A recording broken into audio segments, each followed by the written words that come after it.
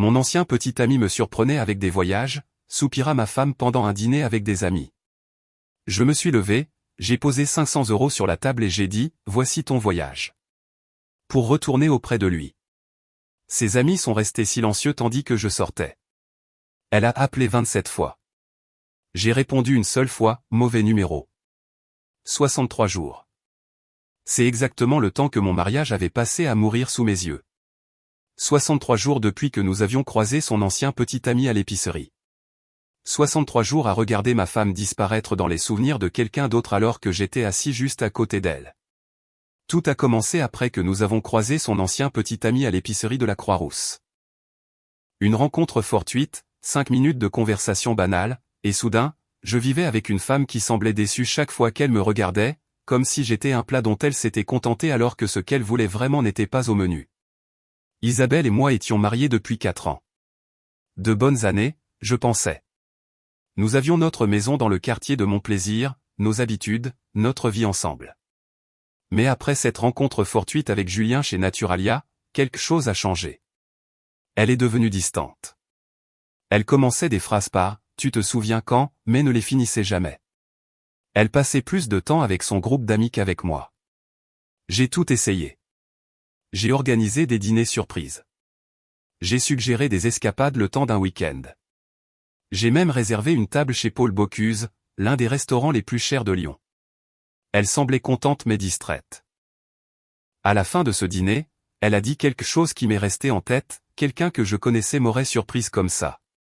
Quelqu'un qu'elle connaissait. Pas, merci. Pas, c'est merveilleux. Juste une comparaison avec quelqu'un d'autre. Vendredi soir, j'ai essayé de lui en parler. Nous devons discuter de ce qui se passe entre nous. Elle a à peine levé les yeux de son téléphone. Pourquoi veux-tu toujours tout analyser? Je ne veux pas analyser. Je veux créer un lien avec ma femme. Tu es trop sérieux pour tout, a-t-elle dit en me faisant signe de laisser tomber. La conversation n'a mené nulle part. Samedi matin, j'ai suggéré que nous dînions avec ses amis. Peut-être que nous voir ensemble dans un groupe aiderait. Peut-être qu'elle se souviendrait pourquoi elle m'avait épousé. C'est une excellente idée, a-t-elle dit. C'était la première réponse enthousiaste que j'obtenais d'elle depuis des semaines. Nous sommes allés au Garret dans le Vieux-Lyon ce soir-là. Amélie, Jordan et Claire, les amis d'Isabelle, étaient là avec leurs partenaires. La conversation était fluide. Tout le monde riait, partageait des histoires sur leur relation. Amélie a parlé de la demande en mariage de son partenaire. Jordan a mentionné un voyage d'anniversaire à Vancouver. Isabelle était plus animée que je ne l'avais vue depuis des mois. Souriante, impliquée, réellement présente. Puis Claire a posé une question sur notre anniversaire, qui avait eu lieu le mois dernier. « Oh, nous avons juste dîné au restaurant », a dit Isabelle. Rien de spécial. Amélie a haussé un sourcil. « Antoine ne t'a pas emmené dans cet endroit chic ? Chez Paul Bocuse ?» Isabelle a soupiré. Un long soupir nostalgique qui a fait taire tout le monde à table. « Si, mais mon ancien petit ami me surprenait avec des voyages, comme de vraies aventures, des escapades de week-end dans des endroits où je n'étais jamais allé. Ce genre de choses me donnait l'impression d'être vivante. » La table est devenue silencieuse. Jordan semblait mal à l'aise. Amélie fixait son verre. Les yeux de Claire s'écarquillèrent. J'ai senti l'attention de tout le monde se tourner vers moi. Isabelle ne semblait pas remarquer ce qu'elle venait de dire. Elle attrapait déjà son verre de vin, passant au sujet suivant. Je me suis levé lentement, j'ai sorti mon portefeuille et j'ai retiré 5 billets de 100 €. J'étais justement allé au distributeur cet après-midi-là. J'ai posé l'argent sur la table devant elle. « Voici ton voyage », ai-je dit doucement. Pour retourner auprès de lui. J'ai regardé ses amis. Le dîner est pour moi, littéralement. Puis j'ai quitté le restaurant. Derrière moi, j'ai entendu quelqu'un halter. Isabelle a crié mon nom, mais je ne me suis pas retourné. Je suis monté dans ma voiture et j'ai conduit directement à l'appartement de mon ami Grégoire sur les pentes de la Croix-Rousse. Grégoire a ouvert la porte en pantalon de jogging, une bière à la main. Il a jeté un regard à mon visage et s'est écarté. « Qu'est-ce qui s'est passé ?» Je lui ai raconté le dîner, ce qu'Isabelle avait dit devant tout le monde. Elle a dit ça alors que tu étais assis juste là. Elle n'a même pas réalisé ce qu'elle avait dit. C'est ça qui me dépasse. Grégoire a secoué la tête. Mon vieux, c'est dur. Je me suis assis sur son canapé, le regard dans le vide. Mon téléphone a commencé à sonner. Isabelle. Je l'ai mis en silencieux. Les textos ont commencé à arriver. Le premier à 21h47, où es-tu allé? Tout le monde demande ce qui ne va pas, je n'ai pas répondu. D'autres messages ont suivi. Je ne comprends pas pourquoi tu es parti comme ça alors. Tu es ridicule. Ce n'était qu'un commentaire. À 2h du matin, très bien. Reste où tu es. Mais c'est puéril. J'ai retourné mon téléphone et j'ai essayé de dormir. Dimanche matin, je me suis réveillé avec un étrange sentiment de calme. Pour la première fois en 2 mois, je ne planifiais pas comment réparer notre relation. Je ne pensais pas à des gestes romantiques ou à des moyens de la rendre heureuse. Je pensais à des aspects pratiques. Je suis allé courir le long des berges du Rhône. L'air froid de Lyon m'a aidé à penser clairement. J'ai réalisé quelque chose d'important. Isabelle n'avait pas fait un lapsus. Elle me comparait à Julien depuis des mois. Depuis que nous l'avions croisé à l'épicerie, chaque réponse tiède à mes efforts, chaque moment de distance, chaque soupir en regardant son téléphone, elle m'avait mesuré à lui. Et j'avais perdu. Quand je suis rentré chez Grégoire, il préparait du café. Tu sais ce que tu dois faire, n'est-ce pas, a-t-il dit. Oui, j'avais juste besoin de le voir clairement d'abord. Et c'était maintenant d'une clarté cristalline. Dimanche matin, je suis allé à notre maison pendant qu'Isabelle était au yoga. J'ai fait 2 sacs de sport, vêtements, articles de toilette, ordinateur portable, mes documents importants. Je ne prenais pas tout, juste ce dont j'avais besoin pour recommencer. Je me suis arrêté dans notre chambre. Notre photo de mariage était sur la commode. Nous avions l'air heureux sur cette photo. Peut-être que nous l'étions. Ou peut-être que je ne savais tout simplement pas que j'étais en compétition avec un fantôme. J'ai laissé la photo face contre la commode. Dans la cuisine, j'ai écrit un mot sur un morceau de papier, tu voulais des surprises et de l'aventure. Je t'ai donné la stabilité et la présence. Tu voulais te sentir vivante comme il te faisait sentir. Je voulais construire une vie ensemble. Ce ne sont pas les mêmes choses. Profite bien de ton voyage dans le passé. Je l'ai laissé sur le comptoir où elle le verrait en rentrant. De retour à l'appartement de Grégoire, j'ai passé quelques appels. D'abord, je suis allé dans une autre banque et j'ai ouvert un nouveau compte courant. J'ai transféré la moitié de nos économies communes ma part. Ensuite, j'ai fait une liste de nos biens communs par rapport à ce qui nous appartenait individuellement. La plupart des achats importants avaient été faits par moi ou étaient des cadeaux de ma famille. Mon téléphone avait vibré toute la journée. Le soir, j'avais 47 appels manqués et 23 messages. Les messages montraient une progression claire. Les messages du matin étaient confus, que signifie ton mot? Les messages de l'après-midi sont devenus colériques, c'est à propos d'hier soir. Sérieusement?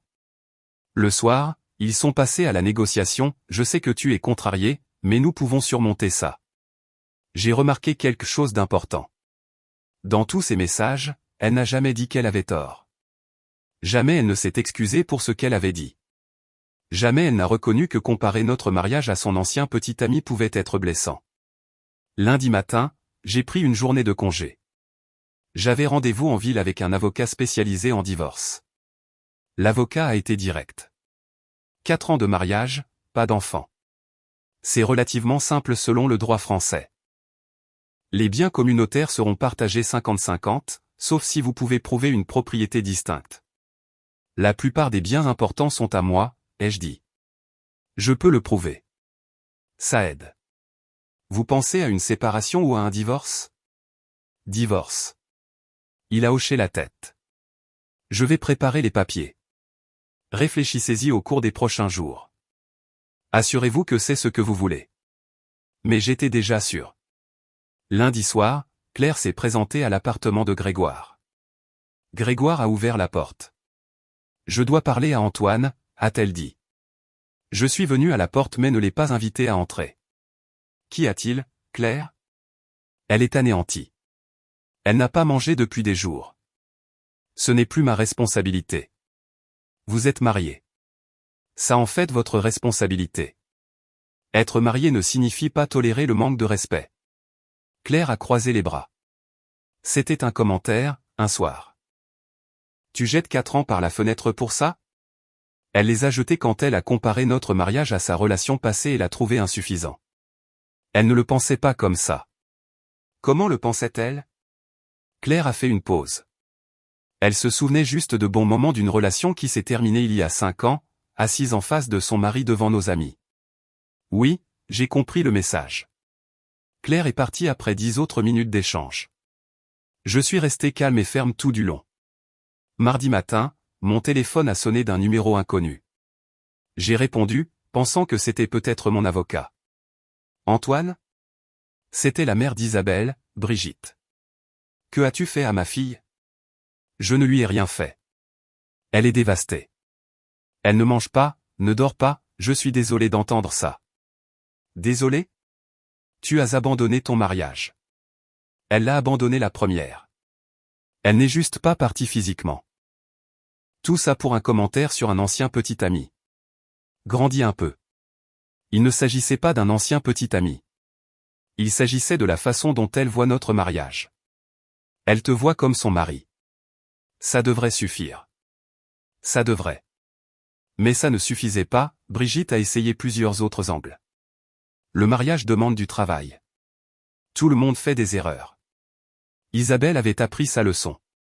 Mais j'en avais assez entendu. Elle doit apprendre que les actions ont des conséquences, ai-je dit, et j'ai raccroché. Brigitte a rappelé 6 fois. J'ai bloqué le numéro. Mercredi matin, Isabelle a essayé une nouvelle tactique. Elle s'est présentée à mon lieu de travail. La sécurité m'a appelé. Votre femme est dans le hall et demande à vous voir. S'il vous plaît, dites-lui que je ne suis pas disponible. Elle insiste sur le fait que c'est une urgence. Ce n'en est pas une. Si elle ne veut pas partir, s'il vous plaît, raccompagnez-la à la sortie. J'ai entendu des voix s'élever au téléphone. Puis l'agent de sécurité est revenu en ligne. Nous nous en occupons, monsieur. Plus tard, j'ai appris qu'elle avait fait toute une scène dans le hall, pleurant, élevant la voix pour dire qu'elle était sa femme. Plusieurs de mes collègues en ont été témoins. L'humiliation la frapperait durement. Isabelle se souciait profondément des apparences. Ses messages de l'après-midi le reflétaient. Je n'arrive pas à croire que tu aies fait appel à la sécurité pour me faire sortir. Tout le monde a vu. Et plus tard, tu m'as humilié devant mes amis, ma famille, tes collègues. J'ai envoyé un seul texto en retour, nous parlerons quand je serai prêt, pas avant. Elle a répondu immédiatement. Quand seras-tu prêt? Donne-moi un délai, s'il te plaît, je meurs ici et je t'aime. J'ai éteint mon téléphone pour le reste de la journée. Mercredi soir, ma mère a appelé. J'ai répondu immédiatement, craignant que quelque chose n'aille pas. Antoine, chéri, nous venons de recevoir un appel très pénible d'Isabelle. Mon estomac s'est noué. Qu'a-t-elle dit? Elle a dit que tu l'avais quittée. Que tu étais parti depuis plus d'une semaine. Que tu ne voulais ni lui parler ni rentrer à la maison. A-t-elle mentionné pourquoi je suis parti? Ma mère a fait une pause. Elle a dit que vous aviez eu un malentendu lors d'un dîner avec des amis. Un malentendu. C'est comme ça qu'elle l'a appelé. Elle pleurait, Antoine. Elle semblait dévastée. J'ai pris une profonde inspiration. Maman, t'a-t-elle dit ce qu'elle a dit à ce dîner? Quelque chose sur le fait que tu aurais réagi de manière excessive à un commentaire qu'elle a fait. Elle a dit à ses amis, alors que j'étais assis juste là, que son ancien petit ami la surprenait avec des voyages et que ça lui donnait l'impression d'être vivante. Elle a dit ça juste après qu'on leur ait posé une question sur notre anniversaire. Silence à l'autre bout du fil. Puis ma mère a dit doucement, oh, Antoine. Oui. Que as-tu fait?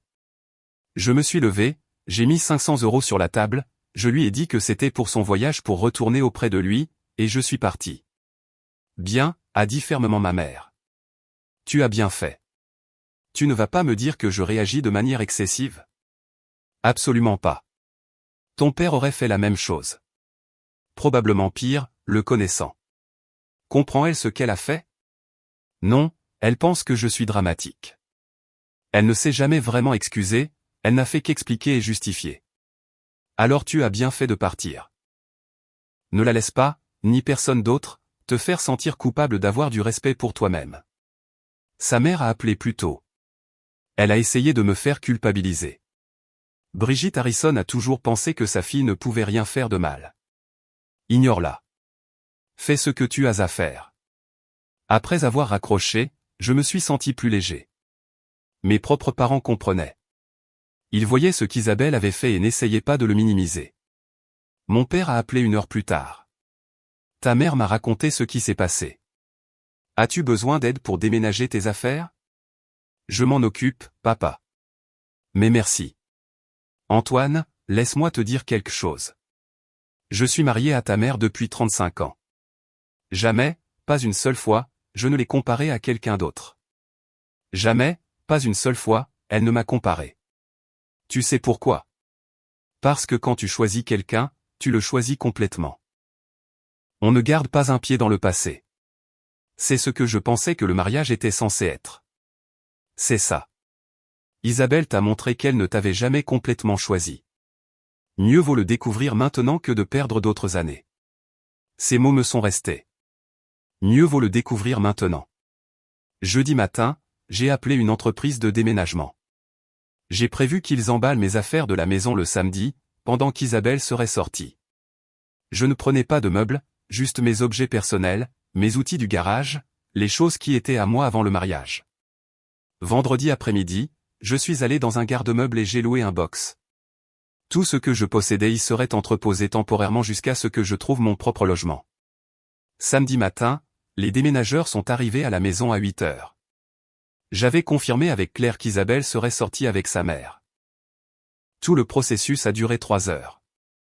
Mes vêtements, mes livres, la collection de montres de mon grand-père, mon équipement de camping, tout a été emballé et déménagé. En emballant mon bureau, j'ai trouvé quelque chose qui m'a glacé le sang. Une boîte à chaussures rangée au fond du placard. À l'intérieur se trouvaient des souvenirs de la relation d'Isabelle avec Julien. Des billets de concert, des photos de lors de divers voyages, une carte postale qu'il lui avait envoyée de quelque part, même une carte d'anniversaire avec « Amour, pour toujours, Julien » écrit à l'intérieur. Elle avait tout gardé. Pendant tout notre mariage, ces rappels de lui avaient été dans notre maison, dans notre placard. J'ai laissé la boîte sur son côté du lit, ouverte, pour qu'elle sache que je l'avais trouvée. J'ai laissé ma clé sur le comptoir de la cuisine. Dimanche après-midi, Claire et Brigitte se sont présentées ensemble à l'appartement de Grégoire. Une intervention coordonnée. Grégoire a ouvert la porte. Il ne veut pas vous parler. C'est une affaire de famille, a dit Brigitte. Alors gérez-la en famille, pas comme des négociateurs d'otages, a répondu Grégoire. Je suis venu à la porte. Je n'ai rien à vous dire à aucune des deux. Elle est détruite, a dit Claire. Complètement détruite. C'est ce qui arrive quand on réalise ce qu'on a perdu. Tu es cruel, a ajouté Brigitte. Je suis honnête. Il y a une différence. Nous avons discuté pendant 20 minutes. Elles ont essayé tous les angles. Je suis resté calme et ferme. Finalement, elles sont parties. Lundi matin, je me suis arrêté dans un café près de l'appartement de Grégoire. En attendant ma commande, j'ai entendu quelqu'un dire mon nom. Jordan était assise à une table d'angle, seule avec un ordinateur portable. L'amie d'Isabelle du dîner. Elle m'a fait signe de venir. J'ai hésité, puis je me suis approché de sa table. Jordan. Assieds-toi, s'il te plaît, juste 1 minute. Je me suis assis, en gardant mon ticket de commande de café bien visible dans ma main. Une excuse facile pour partir. Je dois te dire quelque chose, a-t-elle dit, à propos de ce soir-là au dîner. J'y étais. Je me souviens. Non, je veux dire quelque chose que tu n'as pas vu. Après ton départ, Isabelle est restée assise là comme si de rien n'était. Amélie lui a demandé si elle allait te suivre, et elle a dit que tu étais dramatique, que tu irais bien une fois que tu te serais calmé. J'ai senti quelque chose de froid s'installer dans ma poitrine. Elle a dit ça? Claire a essayé d'expliquer à quel point ce qu'elle avait dit était grave. Isabelle s'est disputée avec elle, a dit qu'elle faisait juste la conversation, qu'elle ne comprenait pas pourquoi tout le monde en faisait toute une histoire. Combien de temps avant qu'elle ne réalise que je ne revenais pas? Jordan a enroulé ses mains autour de sa tasse de café. Nous sommes restés là encore 20 minutes. Elle n'arrêtait pas de vérifier son téléphone, s'énervant que tu ne répondes pas. Finalement, Amélie a dit, peut-être qu'Isabelle devrait rentrer à la maison pour te parler. C'est là qu'Isabelle s'est mise en colère. Elle a dit que si tu voulais faire un caprice, elle te laisserait faire. Un caprice? Je te dis ça parce que tu devrais le savoir. Elle ne pensait pas avoir fait quoi que ce soit de mal. Pas ce soir-là. Peut-être même pas maintenant. Pourquoi me dis-tu ça? Jordan a baissé les yeux sur son ordinateur portable. Parce que si mon partenaire disait quelque chose comme ça sur son ancien partenaire, je voudrais savoir s'il comprenait ce qu'il avait fait. Et Isabelle ne comprend pas. Elle est contrariée que tu sois parti. Elle est contrariée par les conséquences, mais elle n'est pas désolée de ce qu'elle a dit. Merci d'être honnête. Claire et Amélie pensent que tu es trop dur, que tu devrais lui pardonner et revenir. Mais je regardais ton visage quand elle a dit ça. J'ai vu ce que ça t'a fait, et je ne pense pas que tu aies tort de partir. On a appelé ma commande.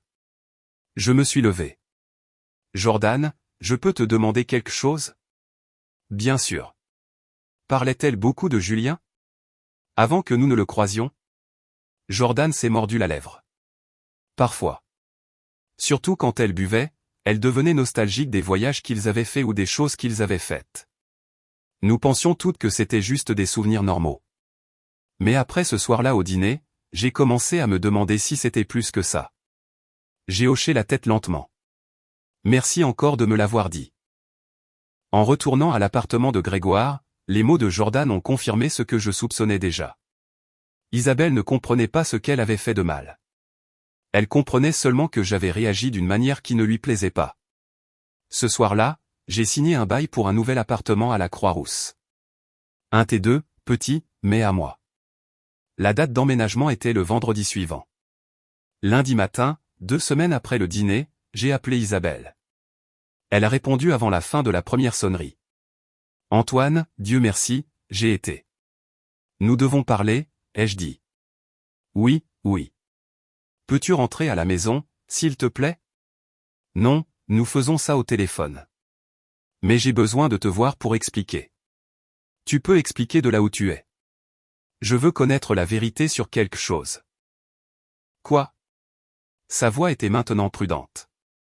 Quand tu as dit que ton ancien petit ami te surprenait avec des voyages, que voulais-tu dire par là? Je ne comprends pas ce que tu demandes. C'est une question simple. Que voulais-tu dire? Silence. Ce n'était qu'un commentaire. Je ne réfléchissais pas, non, tu réfléchissais. Tu y penses depuis 2 mois, depuis que nous l'avons croisé à l'épicerie. Ce n'est pas, laisse-moi poser la question différemment. As-tu comparé notre mariage à ta relation avec Julien? Longue pause. Puis, parfois. Peut-être. Parfois, ou toujours? Ce n'est pas comme ça. C'est juste. Il était différent, plus spontané, plus aventureux. Et je ne le suis pas, tu es stable. Tu es fiable. C'est bien, aussi. Les mots m'ont frappé. Bien, aussi. Pas bien. Bien, aussi.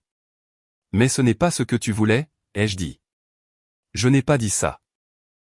Tu n'as pas eu besoin de le dire. Bien, aussi il signifie que ce n'est pas ce que tu voulais en premier. Elle a commencé à pleurer. J'ai choisi de t'épouser. Après qu'il n'ait pas choisi de t'épouser. J'étais ce qui venait après. Ce n'est pas juste. Quelle partie? La partie où j'ai été le deuxième choix pendant 4 ans ou la partie où tu l'as annoncé devant nos amis? Je n'ai jamais dit que tu étais le deuxième choix. Tu as dit qu'il te faisait sentir vivante. Au passé. Impliquant que je ne te fais pas sentir comme ça maintenant. Silence à nouveau. Je prends ça pour une confirmation. Tu me fais me sentir en sécurité, en sûreté. Ça compte aussi. Le voilà de nouveau. Compte, aussi. Pas compte. Compte, aussi. Mais pas assez pour t'empêcher de soupirer sur des photos de voyage que tu as fait avec quelqu'un d'autre. Pas assez pour t'empêcher de comparer chaque belle chose que je fais à ce qu'il faisait de mieux. Je peux changer. Je peux que s'arrêter. Arrêter quoi? De ressentir ce que tu ressens vraiment? Arrêter de parler de lui. Arrêter d'y penser. Tu ne peux pas simplement éteindre ce que tu ressens à propos de notre mariage par rapport à tes souvenirs de lui. Elle sanglotait maintenant. Très bien. Très bien. Oui. Parfois, je me demande ce qu'aurait été la vie si les choses avaient marché avec Julien. Parfois, ce sentiment d'excitation, de ne pas savoir ce qui allait arriver, me manque. C'est ce que tu voulais entendre? Oui, en fait. Parce que maintenant, nous connaissons tous les deux la vérité. Mais je t'ai quand même choisi. Je t'ai quand même épousé. Ça doit compter pour quelque chose. Ça compte comme se contenter de moi. Comme accepter assez bien quand tu voulais autre chose. Ce n'était pas se contenter. Je t'aimais. Je t'aime. Tu aimes avoir un mari. Tu aimes la vie que nous avons construite. Mais tu ne m'aimes pas assez pour arrêter de souhaiter que je sois quelqu'un d'autre. La conversation a duré encore 10 minutes. Elle a passé en revue tous les appels émotionnels. Elle irait en thérapie. Elle y travaillerait. Elle ne mentionnerait plus jamais son nom. Mais j'avais déjà pris ma décision. J'ai demandé le divorce, ai-je dit finalement. Les papiers te seront signifiés cette semaine. Quoi? Tu as vraiment demandé le divorce? Je t'avais dit que je le ferais. Mais je pensais. Je pensais que si je te laissais du temps. Du temps pour quoi? Oublier ce que tu as dit? Oublier ce que tu ressens? J'avais tort. J'avais tellement tort. Tort à propos de quoi?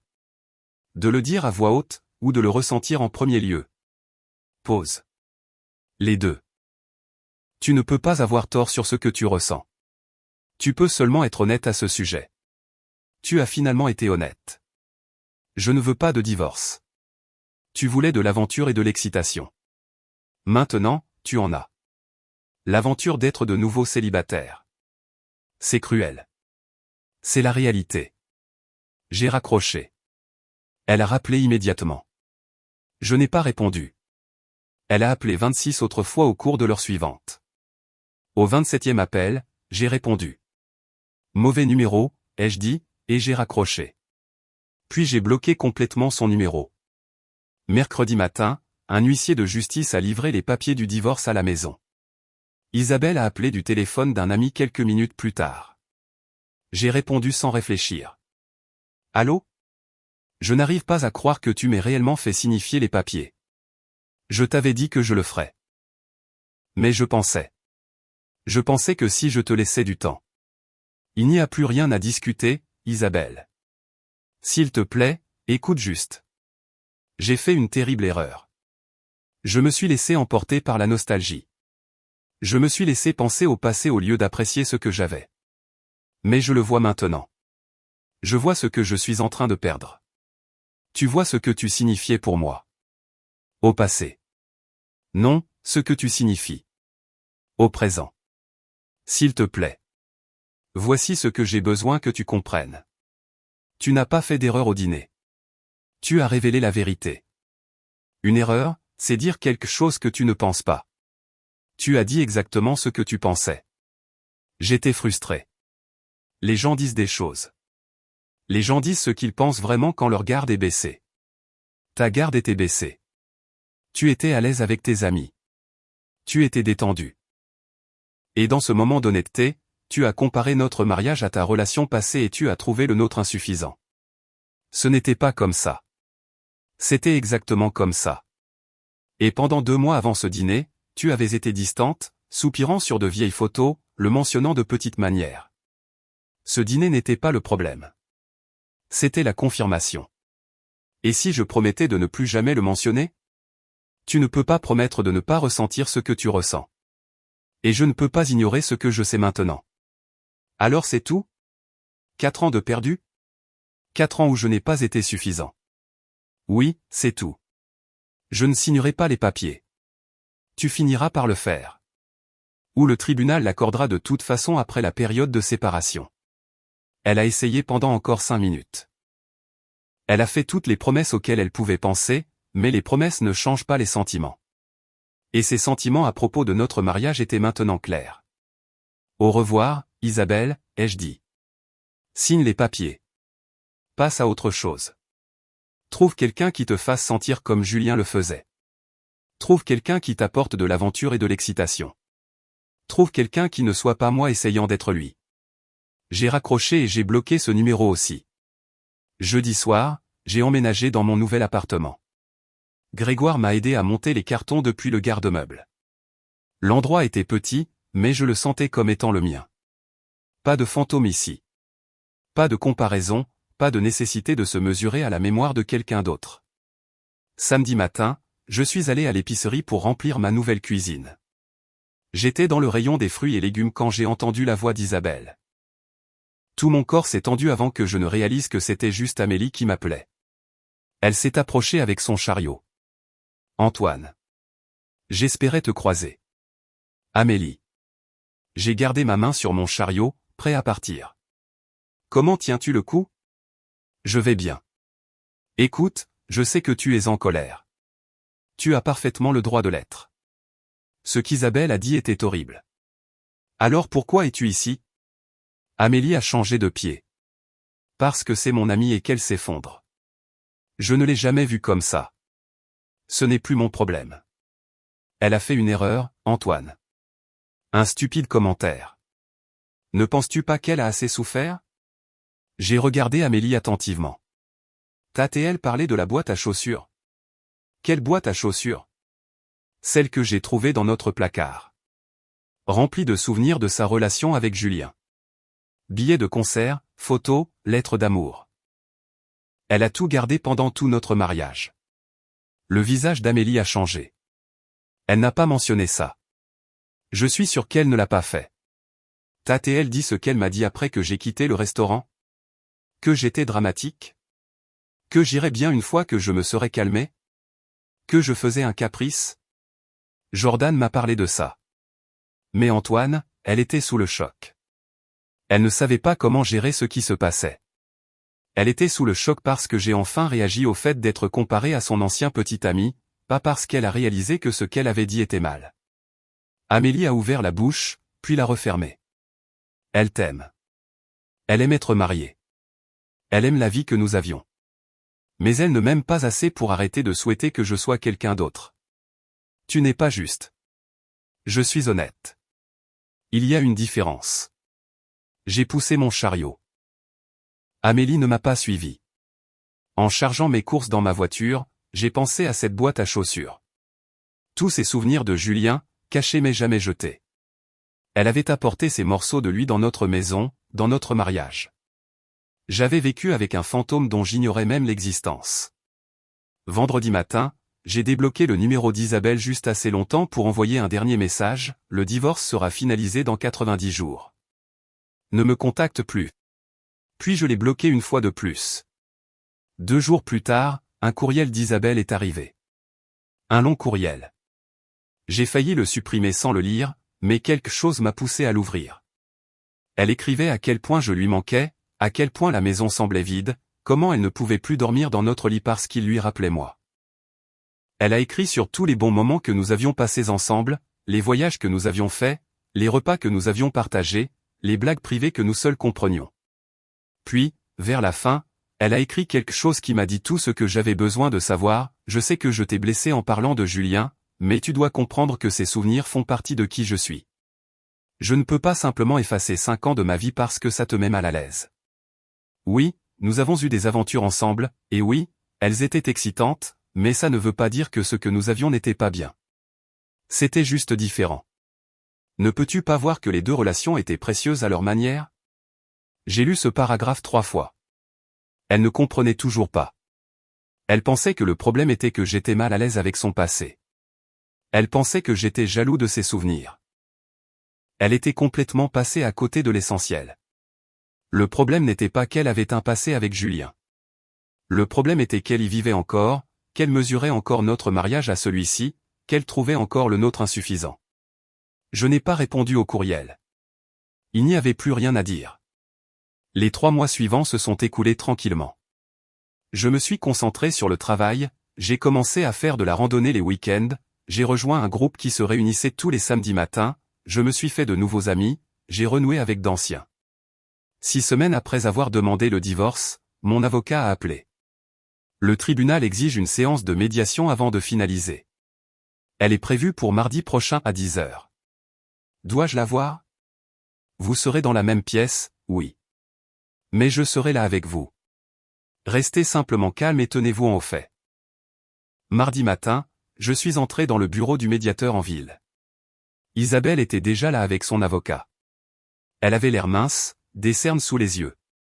Quand elle m'a vu, elle s'est levée rapidement. Antoine, s'il te plaît, pouvons-nous juste parler une minute avant? Non. Je me suis assis de l'autre côté de la table. Le médiateur, une femme plus âgée aux cheveux gris, a fait l'introduction standard. Puis elle nous a regardés tous les deux. C'est votre opportunité de discuter des termes du divorce et de voir si une réconciliation est possible. Madame Mitchell, souhaitez-vous commencer? Les mains d'Isabelle tremblaient. Je ne veux pas de divorce. Je veux sauver notre mariage. Antoine, s'il te plaît. Je suis allé en thérapie. J'ai travaillé sur moi-même. Je comprends maintenant ce que j'ai fait de mal. Que as-tu fait de mal? Ai-je demandé. Elle a regardé son avocat, puis de nouveau moi. Je t'ai donné l'impression que tu n'étais pas assez. Je t'ai comparé à quelqu'un de mon passé et ça t'a blessé. Je suis désolé. Ce n'est pas ce que tu as fait de mal. Alors quoi? Sa voix s'est légèrement élevée. Dis-moi ce que j'ai fait de mal pour que je puisse le réparer. Tu ne peux pas réparer ce que tu ressens. Tu as révélé que tu souhaitais que je sois quelqu'un d'autre. Tu m'as montré que j'étais en compétition avec un souvenir depuis 4 ans. Tu as gardé une boîte à chaussures pleine de souvenirs de lui dans notre placard. Tu peux t'excuser de l'avoir dit à voix haute, mais tu ne peux pas t'excuser de le ressentir, parce que tu le ressens toujours. Ce n'est pas vrai. Je ne pense plus à lui. Je le jure. Tu m'as écrit un courriel il y a 2 semaines. Tu as dit que tes souvenirs avec lui faisaient partie de qui tu es, que les 2 relations étaient précieuses à leur manière. Tu défends toujours ce que tu ressens pour lui. L'avocat d'Isabelle lui a chuchoté quelque chose. Elle a secoué la tête. Je voulais juste dire que je ne peux pas effacer mon passé. Je ne t'ai jamais demandé d'effacer ton passé. Je t'ai demandé d'arrêter d'y vivre. D'arrêter de comparer notre mariage à celui-ci. Tu ne peux pas faire ça. Tu l'as prouvé dans ton courriel. Le médiateur est intervenu. Monsieur Mitchell, êtes-vous disposé à suivre une thérapie de couple? Non. Pourquoi pas? Parce que la thérapie ne peut pas changer le problème fondamental. Ma femme souhaite que je sois quelqu'un d'autre. Aucune thérapie ne peut réparer ça. Isabelle pleurait maintenant. Je ne le souhaite pas. Je t'ai choisi. Je t'ai épousé. Tu t'es contenté de moi. Après que ton premier choix n'ait pas fonctionné, tu t'es contenté. Et j'en ai fini d'être le 2e choix de quelqu'un. La médiation a duré encore 40 minutes. L'avocat d'Isabelle a essayé de négocier les termes.